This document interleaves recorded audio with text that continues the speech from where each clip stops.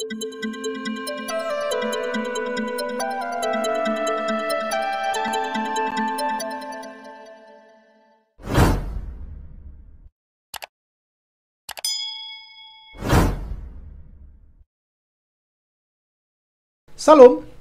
berjumpa lagi dengan saya, Effendi Tobing, dalam Boker Top Channel. Di dalam hatiku aku menyimpan janjimu, supaya aku tidak berdosa kepadamu. Saudara yang terkasih di dalam Tuhan Yesus Kristus, pada hari ini kita akan bersama-sama kembali merenungkan satu kebenaran firman Tuhan yang akan kita pelajari dari Keluaran pasal 3 sampai dengan pasal 4. Adapun tema kita hari ini yaitu taat terhadap panggilan Tuhan.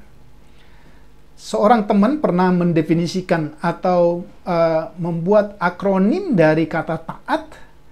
Taat itu tidak ada alasan titik. Saudara, ketika kita belajar tentang ketaatan dalam konteks panggilan, khususnya panggilan Musa, maka kita harus belajar. Pertama-tama mari kita perhatikan latar belakang perbudakan bangsa Israel di Mesir kurang lebih 400 tahun. Kalau kita memperhatikan, paling tidak ada 3 alasan yang dicatat oleh Alkitab bagaimana atau mengapa bangsa Israel diperbudak kurang lebih 400 sampai 430 tahun di Mesir. Yang pertama yang bisa kita lihat secara sosial, maka kita akan melihat ada satu peledakan penduduk yang sedemikian besar. Dari jumlah 70 jiwa diperkirakan kemudian berkembang sedemikian besar mencapai kurang lebih 2 juta jiwa. Itu yang pertama. Jadi peledakan penduduk yang sedemikian besar, yang notabene ini berada di negara asing, ya, maka itu menjadi salah satu alasan mengapa terjadi perbudakan. Yang kedua, di dalam ayat 8 kitab Keluaran pasal 1, kita melihat alasan politik bahwa bangkitnya seorang pemimpin yang tetap disebut sebagai Firaun yang tidak mengenal Yusuf. Maka ini menjadi pertanyaan besar. Ada seorang pemimpin yang tidak mengenal Yusuf. Padahal kalau kita memperhatikan Kejadian pasal yang ke-37 sampai dengan pasal yang ke-50, Yusuf menjadi seorang yang terkenal, bahkan dikatakan menjadi seorang perdana menteri di Mesir. Dialah yang menyelamatkan negeri Mesir dari musim kemarau, dari kelaparan yang berkepanjangan selama bertahun-tahun. Tentu ketika kita membaca bagian yang saya sudah katakan tadi di dalam ayat 8, bangkitlah seorang raja baru memerintah tanah Mesir yang tidak mengenal Yusuf. Itu membawa kita kepada satu masa yang cukup panjang, dan para ahli berkata ayat 7 sampai ayat 7 dengan ayat 8 paling tidak diperantarai kurang lebih 86 tahun. Sekali lagi, 86 tahun. Itu alasan yang kedua. Alasan yang ketiga, perbudakan di Mesir secara rohani sudah digariskan dalam nubuatan yang disampaikan oleh Tuhan kepada nenek moyang mereka yang bernama Abraham, bahwa keturunannya, khususnya keturunan keempat, akan menjadi budak di negeri orang, di negeri Mesir, kurang lebih 430 tahun, dan itu tercatat di dalam kitab Kejadian pasal 15, ayat 13 sampai dengan ayat 14. Mari kita perhatikan, ketika kita memahami latar belakang perbudakan di Mesir ini, maka yang pertama yang harus kita lihat, apa strategi Firaun untuk memperbudak bangsa Israel. Yang pertama, kalau kita memperhatikan, saudara bisa memperhatikan ayat-ayat yang saya tampilkan. Dalam pasal 1 ayat 11, Firaun dan bawahan-bawahannya mengangkat pengawas dalam pekerjaan mereka. Itu yang pertama. Kemudian yang kedua, penawanan diintensifkan dengan kekerasan. Dari ayat yang ke-13 dan 14. Yang ketiga, perintah kepada bidan untuk membunuh bayi laki-laki. Kalau saudara perhatikan, strategi Firaun ini semakin mengalami peningkatan demi peningkatan. Yang keempat, seluruh umat diperintahkan untuk membunuh anak laki-laki. Inilah strategi yang dilakukan oleh Firaun untuk memperbudak bangsa yang bertumbuh dengan pesat, yaitu bangsa Israel. Pertanyaannya, apakah strategi Firaun ini berhasil untuk menahan umat Allah di perbudakan? Maka kita perhatikan, apakah Allah berdiam diri? Ternyata tidak. Mari kita lihat apa strategi yang dilakukan oleh Allah sebagai antisipasi kepada strategi Firaun. Yang pertama yang kita bisa lihat, Allah menyelamatkan seorang pemimpin yang bernama Musa dari ancaman Firaun. Dan kalau saudara membaca kisah ini sesuatu yang mengejutkan.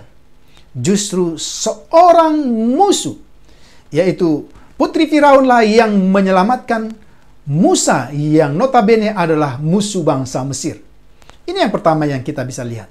Kemudian yang kedua, Allah mendidik Musa di Mesir kurang lebih 40 tahun. Kalau kita membaca dalam Kisah Rasul pasal 7 ayat 20 dan seterusnya, 40 tahun diperlengkapi dengan pendidikan yang luar biasa di Mesir sebagai pembekalan pemimpin yang akan membebaskan bangsa Israel dari tanah Mesir. Kemudian yang ketiga, Allah mendidik Musa secara mental di padang Median selama 40 tahun. Tentu ini juga mengejutkan kita. Seorang pangeran Mesir itu tiba-tiba menjadi seorang gembala domba dalam kurun waktu 40 tahun. Ternyata ketika kita meneruskan apa yang dilakukan oleh Allah melalui Musa, maka ini sedang sebagai satu persiapan bagi Musa memimpin 2 juta jiwa di padang gurun dekat dengan padang Median. Ini yang kita perhatikan. Yang keempat, Allah menyatakan diri. Ya, kalau kita memperhatikan Keluaran pasal yang ketiga, Allah menyatakan diri secara ajaib di tengah semak belukar, di mana Musa sedang menggembalakan domba-domba. Ini yang kita perhatikan. Tapi tidak berhenti hanya di situ saja, saudara. Secara eksplisit, Allah juga mengutus Musa. Disinilah yang akan kita perhatikan, saudara. Bagaimanakah sesungguhnya respon seseorang yang mendapat panggilan Tuhan dengan cara yang begitu ajaib? Bagaimanakah respon seorang hamba Tuhan yang mendapat panggilan dan pengutusan secara luar biasa? Apakah secara otomatis dia akan taat atau tidak? Maka tema kita hari ini sekali lagi, taat terhadap panggilan Tuhan. Taat tidak ada alasan, titik. Mari kita lihat satu-satu, saudara. Apa yang dilakukan oleh Musa, atau apa yang menjadi respon Musa terhadap panggilan Tuhan. Kalau kita perhatikan, yang pertama, alasan penolakan Musa terhadap pengutusan Allah. Ya, kalau saudara perhatikan di dalam ayat-ayat itu, pasal 3 ayat 11, Musa berkata, "Siapakah aku ini? Maka aku yang menghadap Firaun membawa orang Israel keluar dari Mesir." Ini pertanyaan yang diajukan oleh Musa, saudara. Ketika Tuhan telah melakukan berbagai mukjizat dalam panggilan dan pengutusannya, pertanyaan ini diajukan oleh Musa pada saat Musa mendapat panggilan dari Tuhan. Saudara yang saya kasihi dalam Tuhan Yesus Kristus, apa jawaban Tuhan? Ya, kalau kita memperhatikan apa tindakan Tuhan untuk menyelamatkan Israel. Apa yang dalih yang dikatakan oleh Musa kepada Tuhan dijawab oleh Tuhan dengan pasti. Bukankah aku akan menyertai engkau?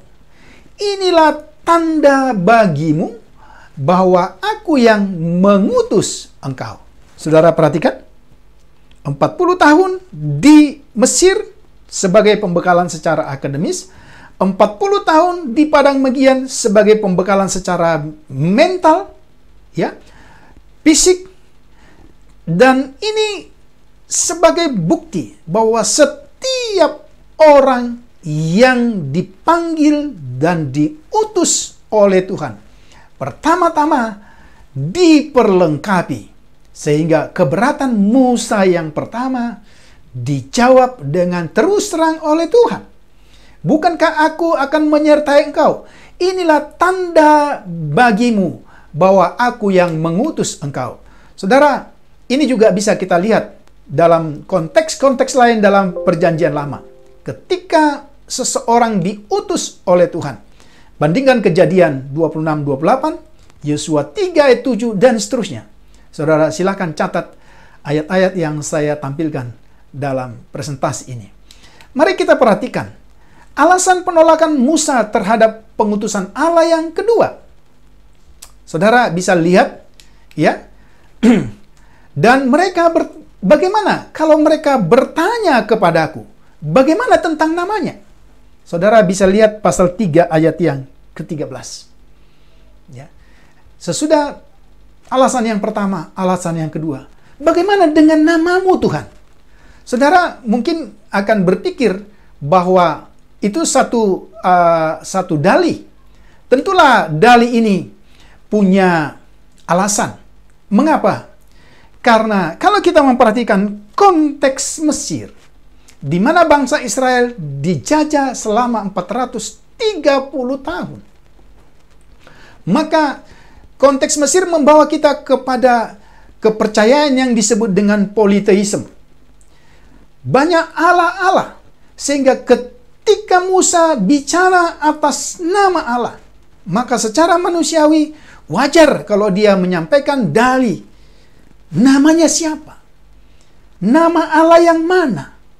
Ini tentu menjadi pemikiran bagi Musa, sehingga dia sampaikan keberatan atau alasan ini kepada Tuhan.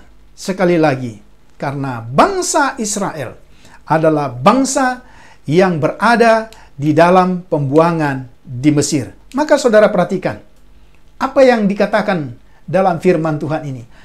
Aku adalah aku, ya, akulah aku, telah mengutus aku kepadamu. Ini satu kalimat yang menjelaskan Adonai sebagai pribadi yang berbeda dari ilah-ilah lain yang dipercayai bangsa Mesir, yang terkontaminasi juga menjadi kepercayaan bangsa Israel selama 430 tahun. Saudara lihat, sekali lagi, protes Musa ini cocok. Dalih Musa ini cocok dengan konteksnya pada waktu itu. Ya, mengapa? Sekali lagi, karena kepercayaan politeistik, panteistik, sinkritis, di mana bangsa Mesir percaya kepada banyak Allah-Allah lain. Sehingga ketika Musa bicara tentang Adonai, ya, Allahnya Israel, Allahnya Abraham, Ishak, dan Yakub, maka pertanyaan demi pertanyaan ini bisa saja muncul dari bangsa Israel yang diperbudak 430 tahun ini. Dan kita melihat ada satu krisis yang terjadi kurang lebih 430 tahun diperbudak di Mesir. Pastilah bangsa Israel mengalami krisis iman kepada Allah yang benar. Ini yang bisa kita perhatikan. Selain itu, saudara, ada banyak rekaman dalam ingatan bangsa Israel turun-temurun. Karena ada begitu banyak beragam nama Allah, gelar Allah, ya. Misalnya ada Elyon, Tuhan yang Maha Kuasa, Tuhan yang Maha Tinggi, ya. Ada Pahat Hisak, yang ditakuti Ishak, ya, ada El Shaddai, ada Tuhan yang Maha Kuasa, ada El Roi, Allah yang sangat melihat, ya, Allah Betel, dan seterusnya. Sehingga pertanyaan Musa atau dari Musa kepada Allah, siapa nama Allah yang mengutus aku?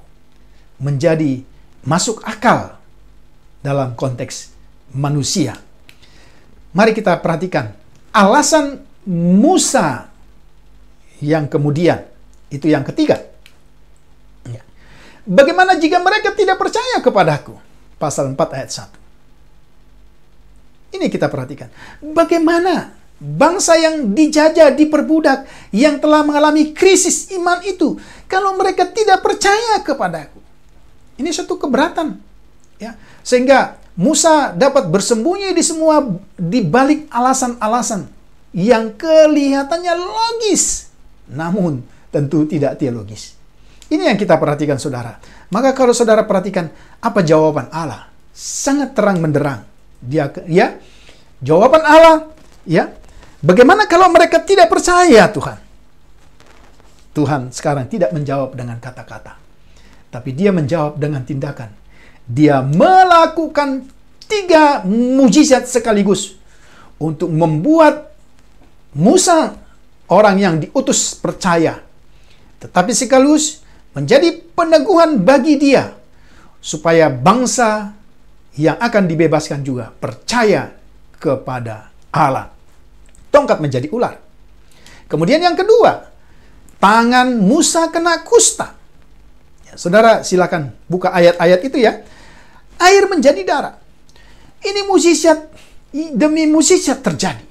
Sebelum mukjizat pembebasan, ya, ada 10 tulah mukjizat demi mukjizat yang klimaksnya kematian anak sulung Mesir. Maka Musa pertama sekali dalam hidupnya memperoleh mukjizat demi mukjizat sebagai peneguhan panggilan dan pengutusannya. Tahukah saudara, ya, dalam ayat ini, misalnya kalau kita memperhatikan, ya, di dalam pasal 1, ya, maaf, di dalam pasal 4 dan seterusnya, mulai dari, ya, ayat 1, ayat 5, ayat 8 dan seterusnya, berulang kali dipakai kata percaya. Ya, ini menunjukkan atau menandaskan ada satu krisis yang terjadi tentang iman mereka kepada Yahweh. Ya, kalau kita memperhatikan dari sisi bahasa asli, istilah mendengar yang kita tahu artinya sama, ya, itu dapat berarti samar. Saya ulang, sama mendengar, sama artinya dengan samar yang berarti memelihara atau melakukan. Dan itu ditunjukkan melalui aman atau iman. Maka saudara perhatikan, ada yang menjadi catatan bagi kita sebagai orang-orang yang dipanggil dan diutus oleh Tuhan. Catat baik-baik dalam pikiranmu, dalam hatimu, dan dalam hidupmu. Ketaatan adalah bukti pertama dan yang terutama dari iman. Sekali lagi, semua alasan dari 1, 2, 3 dan seterusnya yang disampaikan oleh Musa kepada Tuhan yang telah melakukan panggilan-panggilannya dalam mujizat-mujizatnya, kelihatannya logis, kelihatannya dapat diterima, kelihatannya manusiawi. Tetapi sesungguhnya ini bertentangan dengan apa yang Allah maksudkan. Apa yang kamu dengar, kamu harus lakukan. Itulah tindakan, itulah imanmu. Ini yang kita lihat. Ya, pertanyaan Tuhan kepada Musa, apa yang ada di tanganmu itu bisa kita baca misalnya di ayat 2 dalam pasal 4. Apa artinya tongkat? Ya, kalau saudara perhatikan, tongkat yang dikatakan oleh Tuhan, apa yang ada di tanganmu Musa? Musa menjawab tongkat.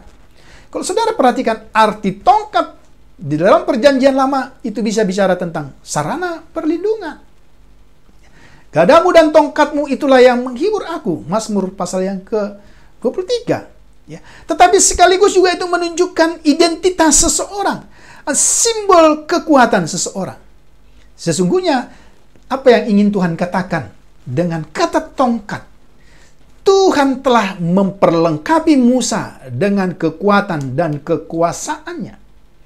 Sebuah tongkat adalah milik yang sangat berharga. Itu disebutkan secara metaforis sebagai satu-satunya hal yang dimiliki seseorang. Saudara bisa bandingkan Kejadian 32 ayat 10 dan Lukas 9 ayat 3. Ya, mengapa tongkat itu menjadi penting?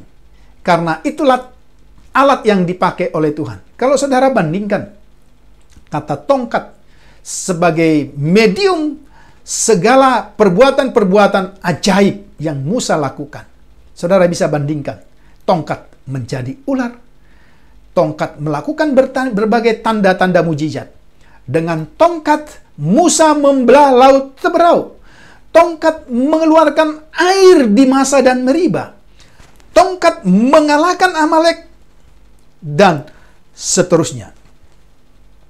Bahkan klimaks itu bukan hanya sekedar tongkat Musa, yang nanti juga kalau kita memperhatikan misalnya ada tongkat Harun.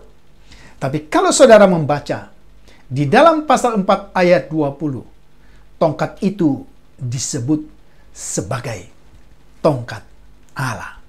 Lagi-lagi alasan yang kelihatan logis, tidak teologis. Karena apa? Karena seseorang yang dipanggil dan diutus secara nyata-nyata diperlengkapi oleh Allah. Salah satu dalam konteks ini, Tuhan memberikan tongkat, menjadikan tongkat Musa yang juga adalah tongkatnya sebagai pendamping atau sebagai pembuat mujizat yang diperuntukkan dalam membebaskan umatnya. Ini yang kita lihat. Yang berikut alasan yang terakhir. Oke. Penolakan terhadap pengutusan Allah. Tuhan, utuslah kiranya siapa yang patut kau utus. Saudara, ini klimaks dari penolakan atau dalih Musa untuk menolak dan ketidaktaatan Musa di awal-awal panggilannya. Dan saudara, lihat apa yang menjadi jawaban Allah. Aku akan menyertai lidahmu dan lidahnya, dan mengajarkan kepadamu apa yang harus kamu lakukan. Mari kita perhatikan saudara-saudara. Kita lihat pasal 4 ayat 13. Pasal 4 ayat 13, ya. Saya mulai ayat 14. Maka bangkitlah murka Tuhan terhadap Musa, dan ia berfirman, bukankah di situ Harun, orang Lewi itu, kakakmu? Aku tahu bahwa ia pandai bicara. Lagi pula ia telah berangkat menjumpai engkau, dan apabila ia melihat engkau, ia akan bersukacita dalam hatinya. Maka engkau harus berbicara kepadanya dan menaruh perkataan ini ke dalam mulutnya. Aku akan menyertai lidahmu, dan lidahnya akan mengajarkan kepada kamu apa yang harus kamu lakukan. Oke, saudara perhatikan. Saya lanjutkan pembacanya. Ia harus berbicara bagimu kepada bangsa itu. Dengan demikian, ia akan menjadi penyambung lidahmu, dan kau akan menjadi seperti Allah baginya. Saudara, ini kemarahan Tuhan bagi penolakan atau dalih atau alasan yang dikemukakan oleh Musa kepada panggilan dan pengutusan Tuhan. Sangat jelas judul kita, taat, tidak ada alasan, titik. Adakah saudara melarikan diri dari panggilan Tuhan? Adakah panggilan Tuhan yang saudara mulai hitung-hitung secara logika? Adakah alasan-alasan yang saudara kemukakan yang secara manusiawi, secara ekonomi, secara pendidikan, secara apapun itu kelihatannya masuk akal, tetapi hanya sebatas dalih, sebatas alasan. Tapi ketika Tuhan berkata, ya, aku mengutus engkau, aku memanggil engkau, aku membentuk engkau, ya, berarti Tuhan terlebih dahulu telah mempersiapkan kita. Terlebih dahulu mempersiapkan Musa sedemikian rupa. Maka hanya ada satu kata, taat terhadap panggilan dan pengutusan Tuhan. Jangan pernah berdalih, jangan pernah mengemukakan alasan, sekalipun itu kelihatan logis. Karena Tuhan tahu apakah kita sedang beralasan atau kita sedang taat kepada perintahnya. Kiranya bagian firman Tuhan yang singkat pada hari ini boleh memberkati kita semua. Salam.